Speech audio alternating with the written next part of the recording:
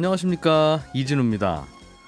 요즘 가상자산, 암호화폐의 가격이 천정부지로 급등하면서 나라 안팎으로 투자 열풍이 뜨겁게 불고 있습니다.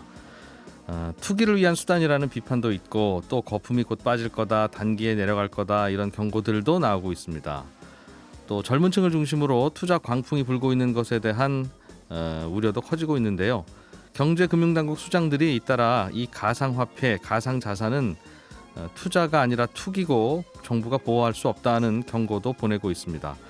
과연 지금의 이 투자 광풍 이후에 코인의 미래는 어떻게 될지, 투자자들은 어떻게 보호를 해야 될지 오늘은 전문가 두 분을 모시고 요즘 암호자산, 가상자산 시장에 대한 쟁점과 고민들을 함께 이야기 나눠보겠습니다. 손에 잡히는 경제 플러스 지금 시작하겠습니다. 어떤 분들은 암호화폐라고 부르시고 어떤 분들은 가상자산으로 부르자고 하고 대개는 코인이라고 부르는 요즘 이 투자 대상이 되고 있는 이 암호화폐 가상자산 코인에 대해서 오늘은 전문가 두 분을 모셨습니다. 홍익대학교 홍기훈 교수 그리고 한국은행의 차현진 연구조정역 두 분 나오셨습니다. 어서 오십시오. 안녕하십니까? 네, 안녕하세요. 사전에 잠깐 이야기를 나눠봤더니 홍 교수님은 약간 우려하는 쪽이고 차현진 조정역께서는 다소 걱정하는 분이세요. 그래서 오늘은 제가 좀 다른 측면에서 좀 질문을 드리겠습니다. 다만 이제 요즘은 암호자산에 대해서 잘 알고 공부하는 젊은 층과 별로 공부는 안 하고 걱정만 하는 어른들의 간격이 굉장히 큰데 그래도 두 분은 공부도 하시고 걱정도 하시는 분이라 그래서 저희가 모셨습니다. 그러시죠? 감사합니다. 공부를 했다고 믿고 싶습니다. 정부에서는 이거를 일단은 가상자산으로 불러달라, 암호화폐로 부르지 말라라고 하는데 이거 이름 가지고 논쟁하는 이유가 뭡니까?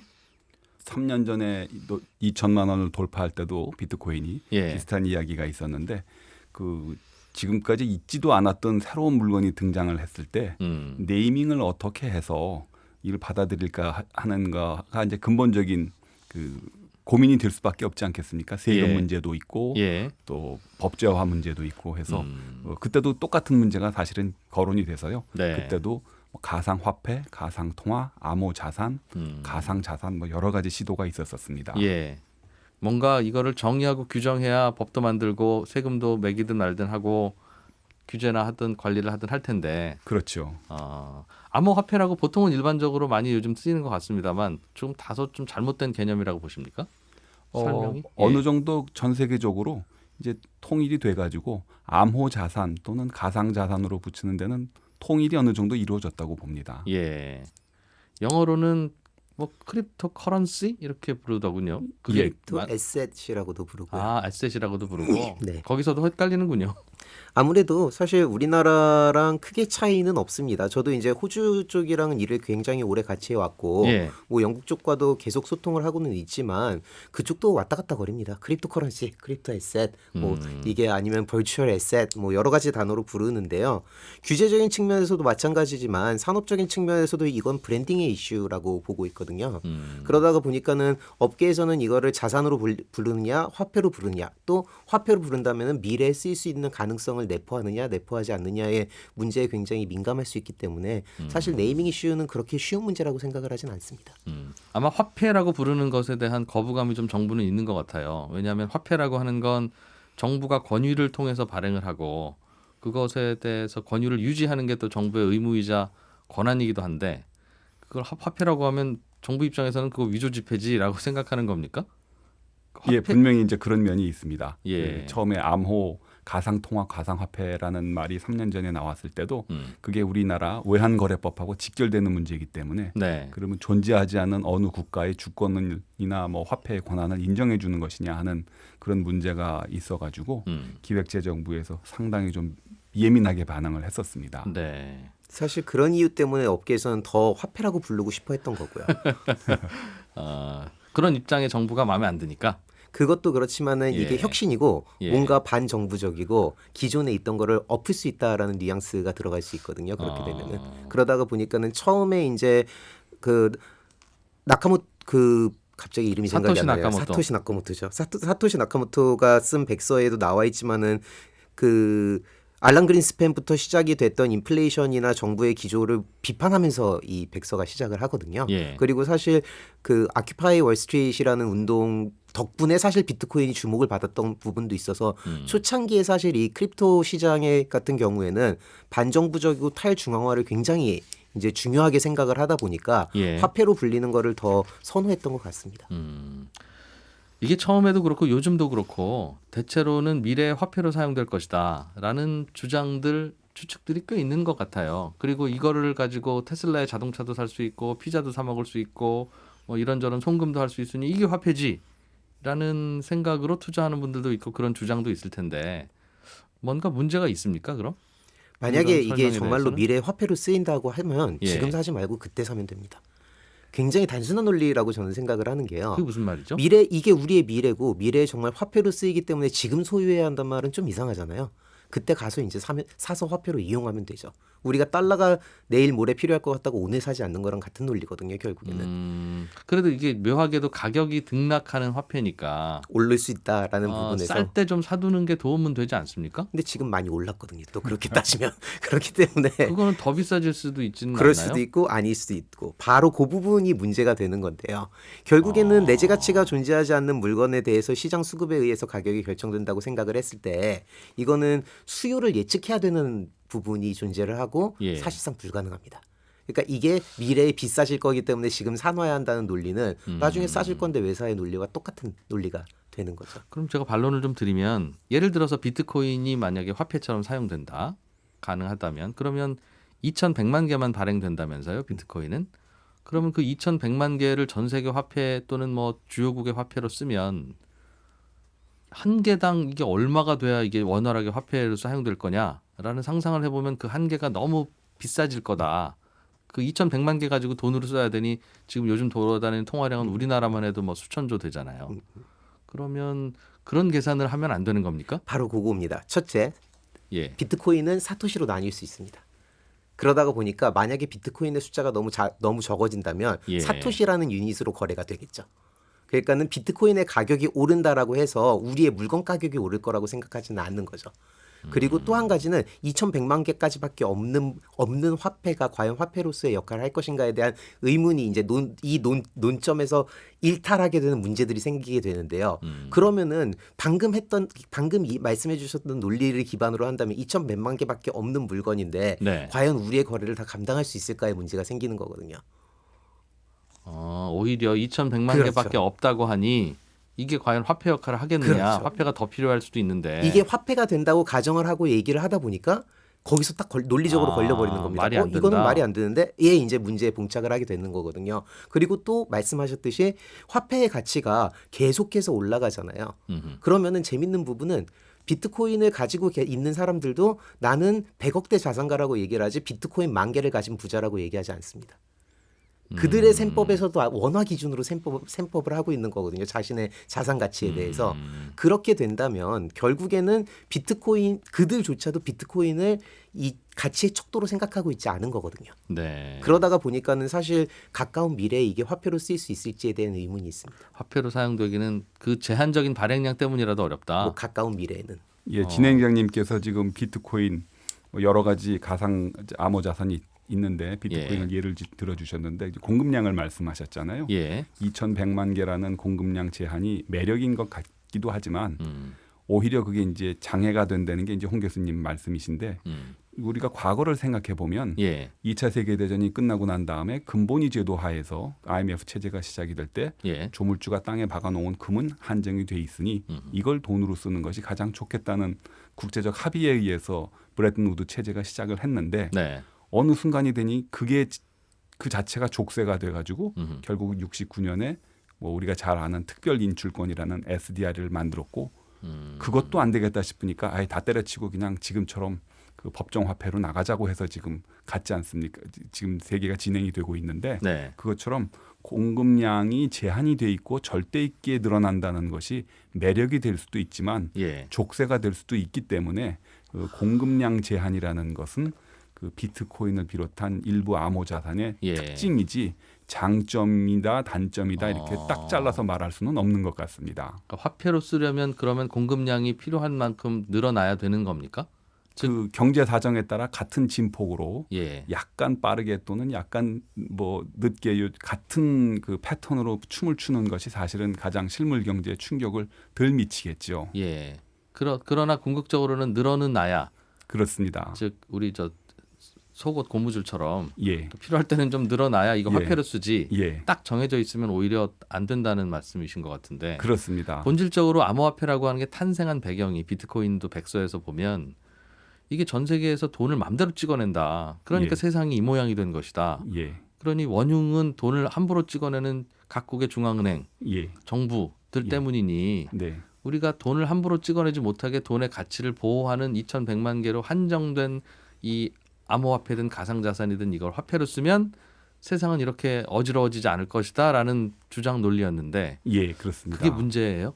그것이 우리 지금 홍 교수님께서도 말씀을 하셨는데 2008년에 글로벌 위기가 시작이 되고 2009년 1월인가에 비트코인이 나왔었을 겁니다. 예. 그리고 그 해 말인가 오큐파이 월스트리트 운동이 전 세계적으로 진행이 됐지 않습니까?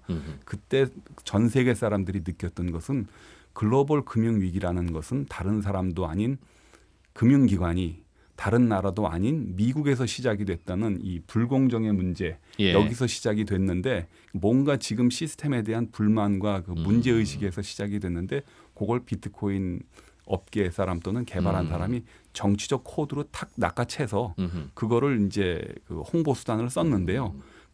제가 아까도 말씀드렸지만 비트코인의 공급량 제한이라는 것은 하나의 특징이지 네. 결정적인 장점은 될 수가 없습니다. 아니다. 공급량이 제한되는 걸로만 따지면 그다음에 뭐 석유를 돈으로 쓸 수도 있는 것이고 다이아몬드를 돈으로 쓸 수도 있는 것인데 예. 공급량 제한만을 그걸 매력이라고 생각하는 것은 그거는 약간의 정치적인 또는 마케팅적인 그 측면으로 흘러가기가 쉬운 것 같습니다. 우리 금이라고 하는 것도 상당히 제한되어 있죠. 추가로 캘 수는 있으나 네. 그러면 금을 화폐로 쓰게 되면 뭐가 불편해서 우리는 지금 금으로 안 쓰는 겁니까? 이게 뭐 동전 갖고 다니면 무거워 잃어버리기 쉬워 이런 거 우리는 그건 아니까 제외하고 예. 화폐의 양이 한정되었을 때는 무슨 문제가 그럼 생깁니까? 일단 비트코인도 똑같은 문제가 있는데요. 예. 그 금은 전 세계적으로 골고루 분포가 되어 있는 것 같지만 특정 지역 남아프리카하고 러시아 이런 데 집중적으로 매장량이 많기 때문에 네. 다른 나라가 보기에는 이거는 공정하지가 않다 하는 불만이 나올 수밖에 없습니다. 비트코인도 지금 꽤 많은 고래분들이 갖고 계신다고 하니 같은 예. 개념이라는 뜻이군요. 예, 그렇습니다. 예. 일단은 불공평함. 네. 화폐는 어딘가 골고루 필요하면 발행해야 되는데. 예, 그렇습니다.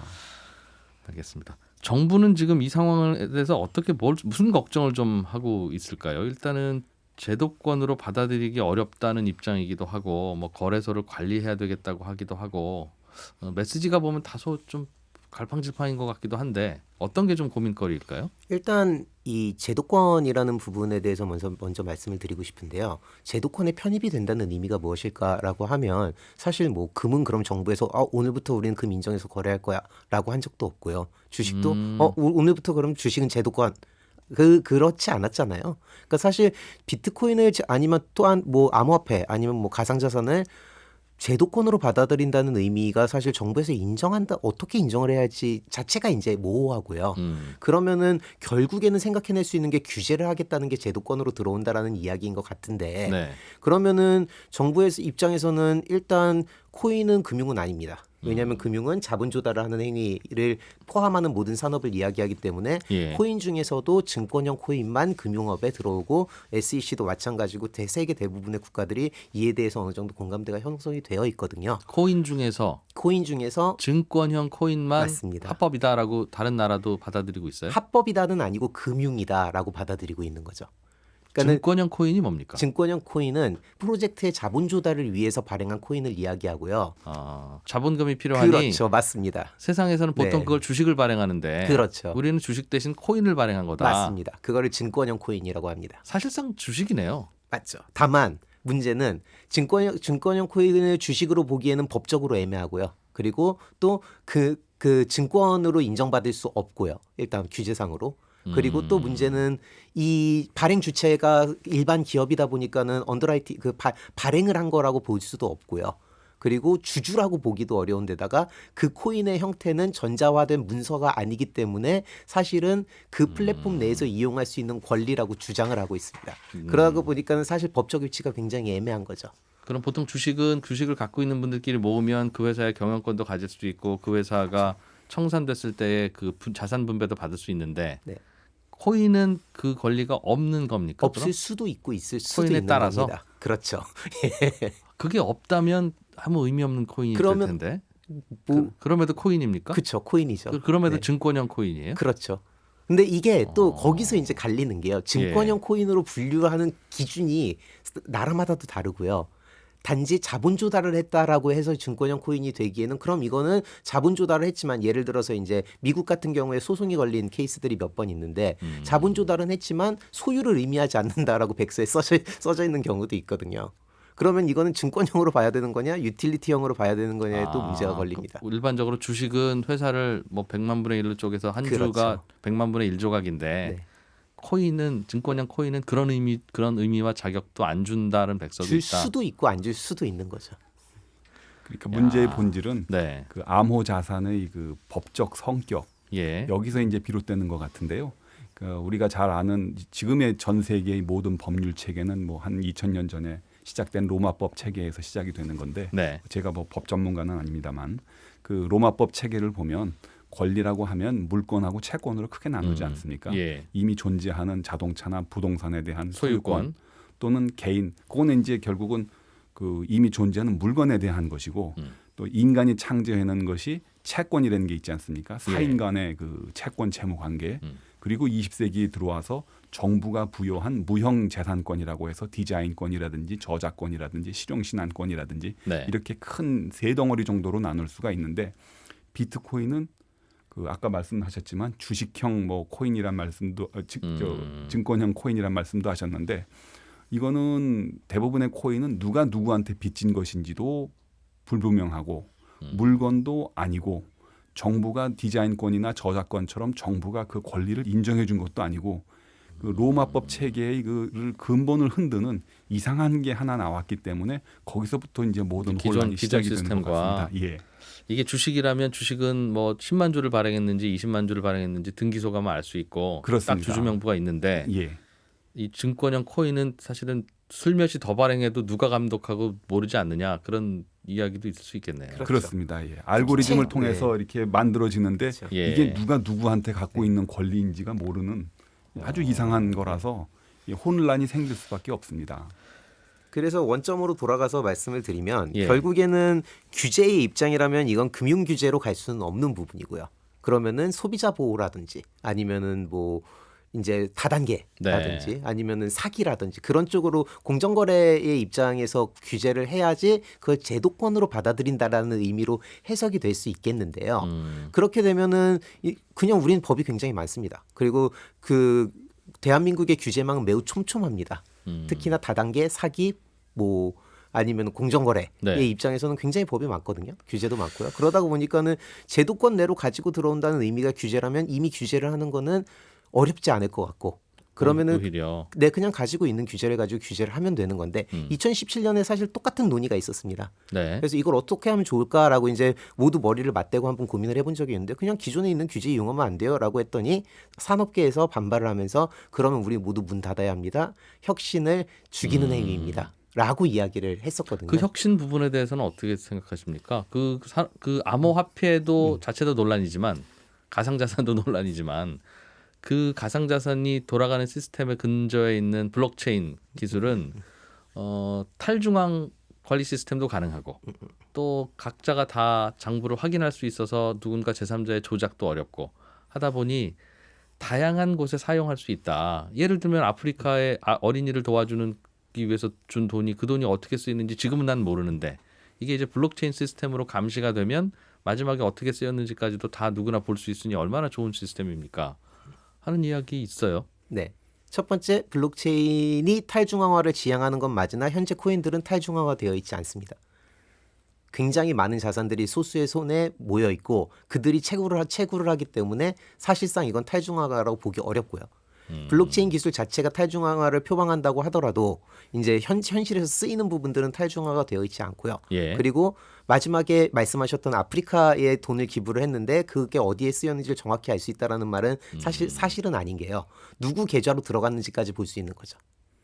그러니까 기록이 남는 거는 네. 어느 월렛으로 이 코인이 송금되었는지 아니면 이동되었는지를 볼 수 있는 거지 예. 그 돈이 실제로 어떻게 지출되어 있는지를 볼 수는 없는 겁니다. 그러면은 누군가가 거기다가 기록을 해야 되거든요. 이제 이더리움 같은 경우에는 기록이 가능한데 문자를 네. 그 기록하는 사람이 거짓말하는 건 어떻게 할 수가 없는 겁니다.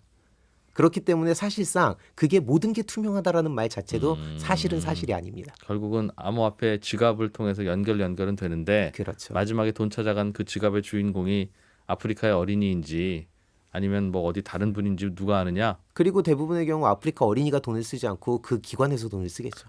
그러니까 기관으로 돈이 송금이 되는 것까지는 볼 수 있겠으나 그 이후의 지출 내역을 그거는 지금이랑 똑같은 상황이 다시 되는 겁니다. 그러면 이 블록체인 기술이 산업적으로 혹은 사회적으로 유용하게 쓰일 수도 없어요? 유즈 케이스가 사실은 거의 없는데 몇몇 예. 군데에서 사실 쓰이고는 있습니다. 예를 들면 호주 증권거래소의 경우가 매우 좋은 케이스라고 생각이 되는데요. 호주 증권거래소는 탈중앙화된 블록체인 기술을 사용하진 않았고요. 네. 호주 증권거래소가 직접 청산을 한다고 하고 첫 마디가 우리는 우리를 믿습니다였는데요. 그보다는 에러로 이제 실수로 누락이 될 수 있는 기록들이 1년에 한 300건 정도 된다고 하는데요. 그거를 미연에 방지하는데 블록체인 기술을 이용을 하고 그로 인해서 한 1년에 한 50억에서 100억 정도의 비용을 절약했다라고 이제 리포팅을 하고 있거든요. 예. 그런 케이스들은 존재를 할 수 있으나 원래 블록체인의 목적이었던 탈중앙화나 그런 케이스로 유즈 케이스가 된 경우는 제가 아는 한 아직은 없습니다. 좀 사회적으로 유용하게 쓰일 곳이 없는지 그 부분에 대한 논란을 조금 더 이어가기 전에 살짝 광고 좀 듣고 오겠습니다. 오늘 암호화폐, 가상자산과 관련한 여러 논란들에 대해서 홍익대 경영학과 홍기훈 교수 그리고 한국은행 차현진 연구조정역 두 분과 이야기 나누고 있습니다. 네, 암호화폐, 가상자산의 현황과 미래에 대해서 홍익대 경영학과 홍기훈 교수, 한국은행 차현진 연구조정역 두 분과 이야기 나누고 있습니다. 아까 홍 교수님 하셨던 그 블록체인을 기술을 유용하게 쓸 수 있는 이야기 곧 하나만 더 여쭤보고 다음 얘기 넘어갈게요. 좀 전에도 이제 홍 교수님께서 블록체인 기술 자체를 유용하게 쓰일 수는 있으나 기술이 쓰일 수는 있으나 그게 뭐 그리 큰 유용이나 혁신의 차원에서 받아들이기는 어렵다. 뭐 그런 뉘앙스로 말씀 주셨는데 혹시 다른 중요한 용도는 없겠습니까? 홍 교수님께서 좀 세게 말씀하셨으니까 예. 제가 조금 보완 말씀을 드리면 예. 약간이 될지 아주 많이 될지는 모르겠습니다만 유용한 면이 분명히 있기는 있습니다. 인간이 그 기록을 하는 동물인 동시에 네. 기록을 위변조하는 동물이라서 계속 많은 문제가 생기지 않습니까? 그런데 블록체인 기술은 과거의 기록을 소급해서 고칠 수 없다는 이제 막강한 장점이 있고요. 예. 그것이 적용될 수 있는 분야는 사실은 없지 않이 많다고 생각을 합니다.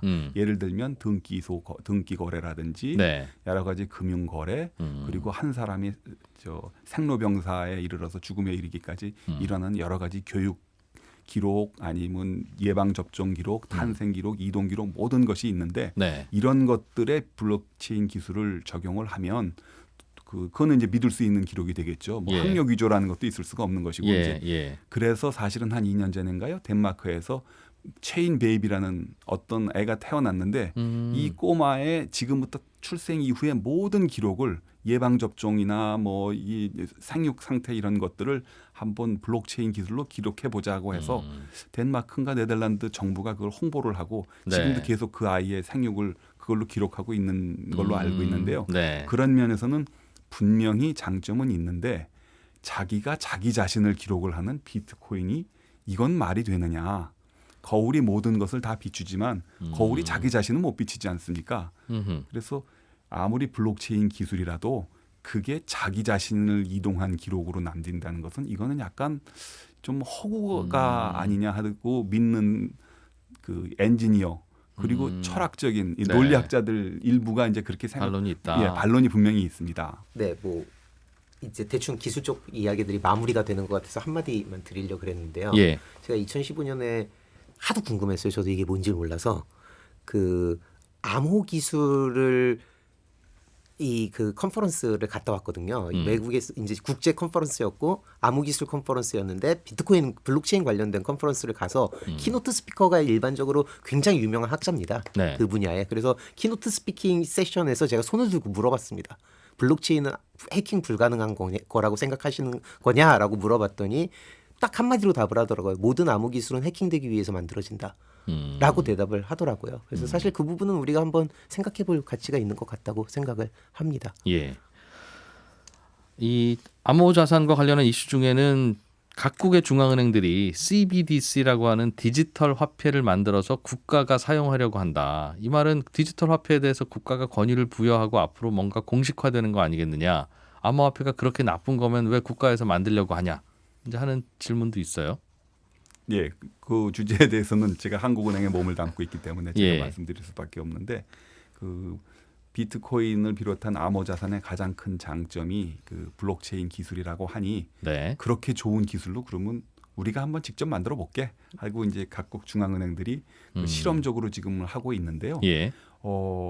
제가 알고 있기에는 어떤 중앙은행도 이걸 중국을 제외하면 이거를 적극적으로 확산시키고 싶은 생각은 없는 걸로 알고 있습니다. 한국은행마저도 네. 그 기술적 가치를 한번 검증은 해보는데 조만간 우리나라의 조폐공사를 폐지하고 한국은행이 직접 그 CBDC라는 디지털 화폐를 발행하겠다 할 때 그 너무나 여러 가지 파생되는 문제점들이 많기 때문에 현재는 거의 실험성으로만 지금 그 하고 있는 그런 수준입니다. 가장 큰 문제는 뭐예요? 그 여러 가지가 있을 수가 있는데 첫 번째는 중앙은행이 예. 지금 교통카드 사업자가 하는 것처럼요. 민간인이 해야 되는 그 자금의 수취와 지급을 중앙은행이 함으로써 상업은행의 예금 기능이 사실은 없어지는 게 되는 거죠. 중앙은행이 발행한 디지털 통화 계좌만 있으면 우리는 은행 갈 일이 없으니까. 그렇습니다. 그렇게 유지되고 있는 나라가 현재 한 나라가 있습니다. 전 세계에. 바로 북한입니다. 북한은 중앙은행 하나만 있고 나머지는 이제 없고 모든 국민들이 중앙은행 하나의 예금 계좌를 두고 대출이 필요하면 서로 네. 서로 이제 그 대부업자처럼 서로 주고받는 정도밖에 안 되니까. 그런 나라 그런 상태라면 CBDC는 금융의 발전이 아니고 금융의 무덤이다. 이렇게 보는 사람들이 은행 있습니다. 시스템에 문제가 생길 수 있으니까. 예. 알겠습니다. 최근에 이 암호화폐와 관련해서 가치 문제가 이제 이게 과연 얼마나 왜 높은 가치가 있냐 없냐에 대한 논란이 가장 뜨겁고 거기에 대해서는 비트코인과 관련한 그 전문가들도 과거에는 이게 화폐로 써보려고 노력을 했으나 이런저런 그 거래의 불편함 내지는 시간 걸림 이런 것 때문에 이제는 이게 화폐라는 주장보다는 이게 디지털 골드다. 즉 우리의 넘치는 유동성을 우리는 부동산에 담아두기도 하고 뭐 주식에 담아두기도 하고 금을 사두기도 하고 원자재를 사기도 하는 것처럼 이거를 저장해두는 수단으로서 암호화폐 가상자산이 의미가 있다. 그래서 가격이 오르는 거다라는 주장이에요. 이거는 그럴 수 있지 않습니까? 충분히 가능성이 있는 얘기고요. 그 자산이라는 거는 가치가 있는 물건을 유무형의 물건을 뜻하기 때문에 디지털 자산이라고 부르는 거는 큰 무리가 없을 거라고 생각은 합니다. 다만 이제 그 비트코인을 디지털 금이라고 부르는 사람들의 논리를 흐름을 시계열적으로 따져보면 과거부터 좀 따져보면 이게 진짜로 그렇게 생각을 해서 그런 게 아니라 어떻게 보면은 찾다가 보니까 금이 튀어나온 맥락이 더 크거든요. 그러니까 처음에 이게 화폐라고 했다가 아니면 중앙은행이 간섭을 할 수 없는 뭔가 탈중앙화된 혁신적인 물건이라고 했다가 다 아니라고 이제 반박을 하다 보니까 그러면 금이다라고 이제 얘기를 했던 게 조금 더 이제 맥락상으로는 그런 것 같은데 일단 말은 됩니다. 일단 말은 된다고 생각을 하고요. 금이라면 금으로 믿고 있는 사람이 가치 있게 서로 주고받으면 그거야 뭐라고 지지할 수 없다. 이게 금이라고 얘기를 하는 게 문제인 게요. 금이라는 물건은 우리 경제적으로도 그렇고 인류사적으로도 그렇고 굉장히 의미가 많은 물건입니다. 우리가 금본위제도 이제 겪어봤고 금은 정말로 많은 용도로 이미 2000년 몇백 년간 그 이전부터 사실은 의미가 부여되어 온 물건이니까 사실 디지털 금이라고 부르는 거는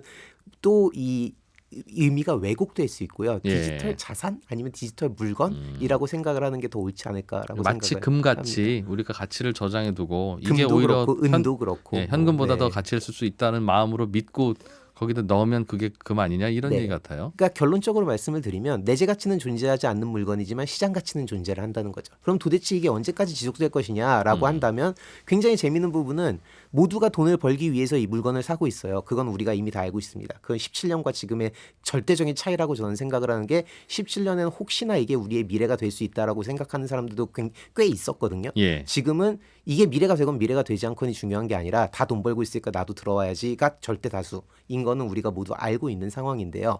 그렇게 됐을 때 이 포장이 뭐냐, 이 앞에 놓여 있는 논리는 뭐냐면 혁신입니다. 그래도 네. 그러면은 새로운 혁신의 물건이 나타났을 때는 그걸로 대체되면 가치는 0으로 수렴할 확률이 매우 높다라고 생각을 하기 때문에 그런 부분에 대해서는 항상 생각을 하고 있어야 한다고 생각합니다. 예. 예. 그 가치, 앞으로 가치가 어떻게 될 거냐 얘기는 굉장히 조심스러운 문제 같아요. 네. 그 잘못 얘기했다가는 이거 돌 맞을 수도 있는 그런 문제인데 요즘 진행되고 있는 상황을 보면 꼰대 같은 소리지만 제가 200년 전하고 300년 전에 있었던 사건을 생각하지 않을 수가 없습니다. 뭐 역사에서 많이 나오는 미시시피 버블하고 뭐 영국에서 있었던 투기의 역사를 얘기할 수밖에 없는데 그때 영국 사람들이 지금하고 똑같아요. 네. 이제 프랑스에서 1720년이니까 이제 300년 전인데 그때 프랑스의 젊은 사람들은 프랑스의 땅값이 너무 비싸기 때문에 젊은 사람은 투자할 데가 없고 굳이 투자할 수 있는 신천지 그 당시에 프랑스가 정령을 하고 있었던 캐나다 북쪽의 땅을 사면 그 땅을 근거로 해서 화폐가 발행이 되고 그 돈으로 화폐가 발행이 돼서 프랑스 경제가 좋아지면 그 돈으로 캐나다 땅을 더 넓혀서 개척을 하고 계속 선순환이 일어날 거라고 믿고 많은 젊은이들이 거기에 투자를 했다가 쫄딱 망했죠. 정확하게 300년 전인 1721년입니다. 그게. 그런 일이 있었고요. 그때 예. 투자했던 사람들은 엄청나게 확신이 있었죠. 땅은 그나마 눈으로 보이는데 비트코인 같지도 않고 그런 일이 있었고 그거로부터 딱 또 100년이 지난 뒤에는 영국에서 같은 이유로 온두라스 땅에 가니 이게 빈천지가 있더라.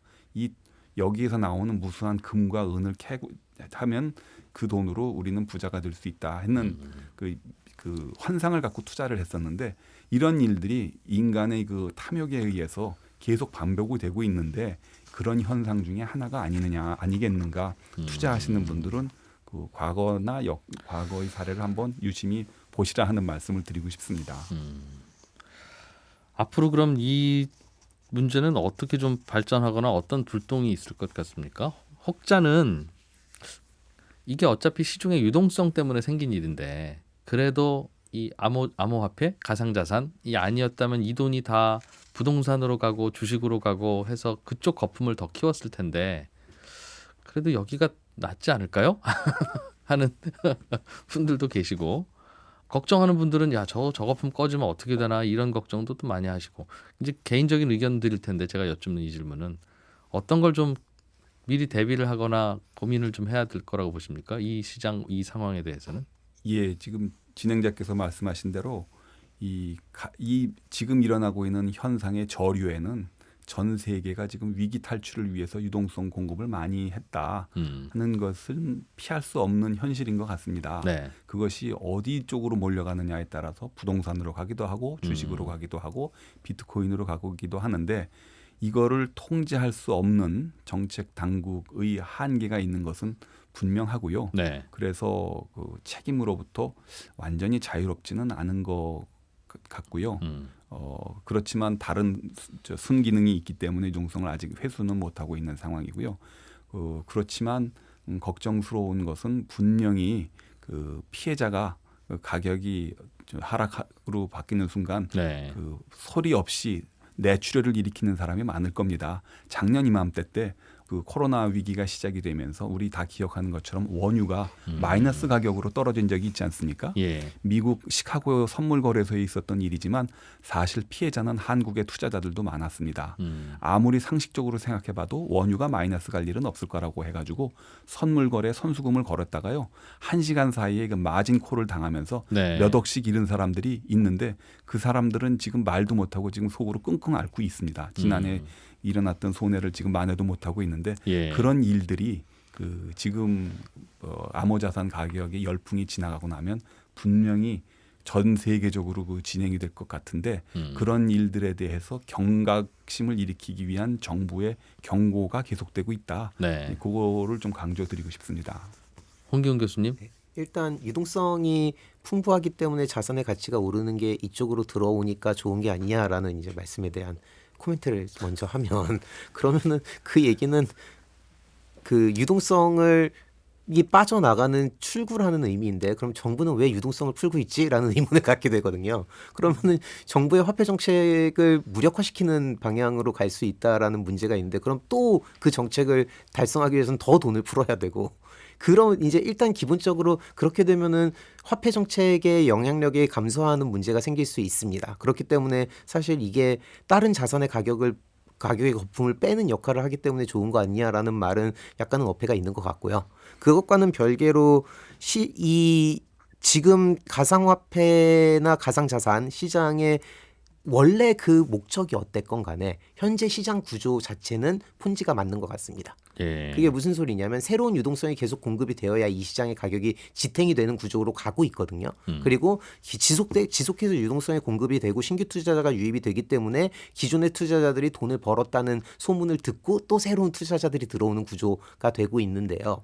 기억을 해야 될 거는 초심자의 운이건 뭐건 모르겠지만 여기 있는 사람들은 다 돈을 번 경험이 있다라고 이제 얘기를 하거든요. 주변을 보면. 근데 내가 처음에 투자를 해서 돈을 잃었으면 더 이상 투자를 안 했겠죠. 그러니까 사실 이거는 자기 그 편향적인 샘플을 가지고 있는 겁니다. 편향된 샘플을 가지고 있다는 게 뭐냐면 처음에 돈을 번 사람만 남아 있는 거죠. 그러니까는 모두가 돈을 번 것처럼 보이는 겁니다. 근데 생각을 해보면 누군가가 100억을 그 현금화시켜서 나갔다라는 건 이 시장에서 누군가는 100억을 지불했다라는 얘기입니다. 비트코인은 거기에 그대로 있고 아니면 가상자산은 거기에 그대로 있고 원화를 누군가 빼간 거잖아요. 그럼 그 원화는 누구 주머니에서 지급이 됐어야만 하는 거거든요. 그렇다면은 사실 결국에 모두의 목적은 원화를 가지고 나가는 것일 거고 비트코인 10,000개를 100만 년 동안 갖고 있을 사람은 없을 거라고 보거든요. 지금 이 시장에서는 최소한. 그렇게 된다면은 마지막에 누가 원화를 가지고 나갈 수 있느냐의 문제는 항상 고민을 해봐야 된다고 생각을 합니다. 정치권에서 나오는 이야기입니다만 부동산 가격을 어른들이 다 올려놓고 청년들은 아무런 희망을 갖기 어려운 상황에서 이거를 좀 하려고 하는데 그걸 막냐 하는 주장에 대해서는 어떻게 생각하십니까? 예, 그 제가 걱정하는 부분이 바로 그 부분인데요.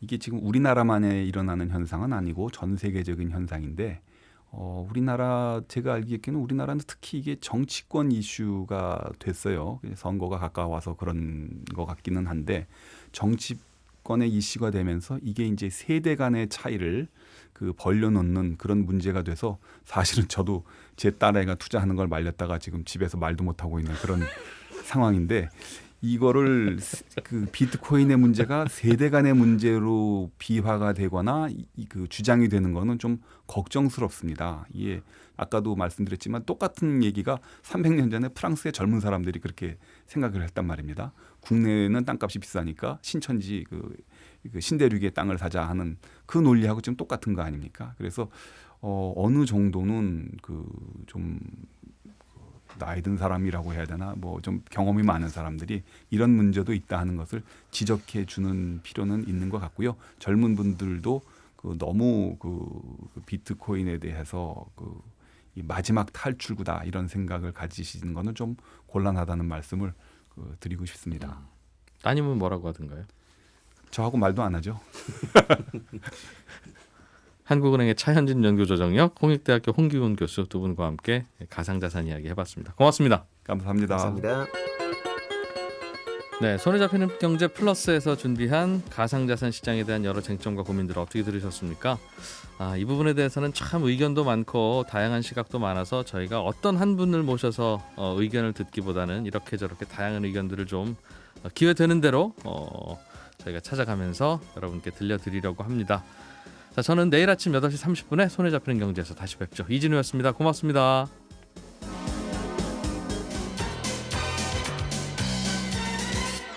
더 깊고 더 재미있는 경제 이야기 이진우의 손에 잡히는 경제 플러스.